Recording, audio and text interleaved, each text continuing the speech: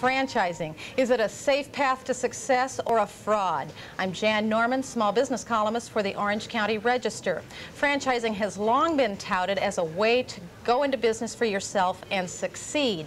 More than 3,000 companies now sell franchises in the United States.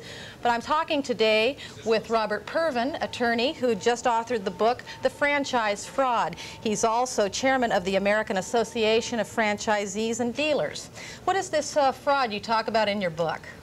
Well, it's interesting. I define the franchise fraud as a systemic fraud, and what that means is it's not about fraudulent illegal practices of individual franchisors. It's really that the franchising industry has amazingly been able to misrepresent that franchising generally is a safe and secure way of owning a business, when in fact there's significant risks to owning a franchise business. Now, how do they do that? By misrepresenting the numbers of people who succeed?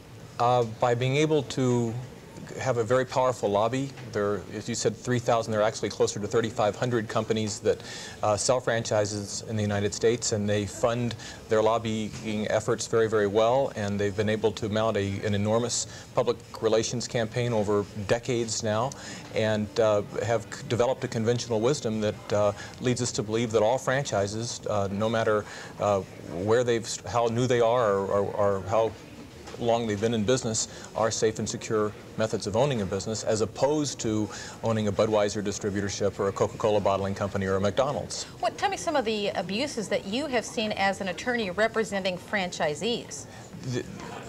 The largest area of abuse is that franchise agreements have grown over the last 50 years to be so one-sided that they are very controlling relationships. There's a chapter in my book where I called the franchisee as indentured servant. Really, in most instances, a franchisee, far be it from being an independent businessman, has fewer rights than a common law employee. Oh dear. But you're not completely against franchising. What are some of the positive things you bring out in your book? Well, in fact, it's correct to say I'm not against franchising. In fact, I love franchising. And I think and I describe it in my book as probably the greatest advancement in commercial and commerce since the invention of the wheel. So I believe in it quite a bit.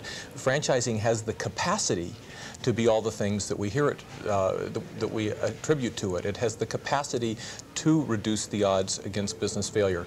But what it takes is a balanced relationship between the franchisor and the franchisee. It takes people saying no to bad franchising practices and making sure that what is delivered is the promise. So what are some of the things that you tell people to look for when they're buying a franchise?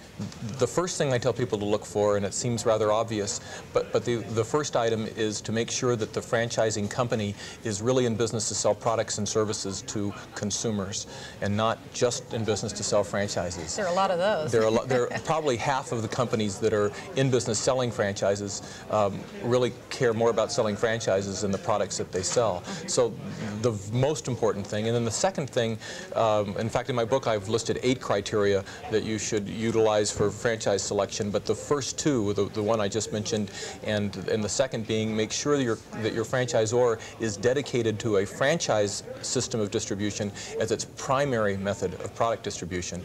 And by that I mean you want to make sure your franchisor is not in competition with you when you're in business. Exactly. Well, if you want to see all 8 of those criteria, please read the book, and be sure that you do your homework before you buy a franchise. I'm Jan Norman, and it's your business.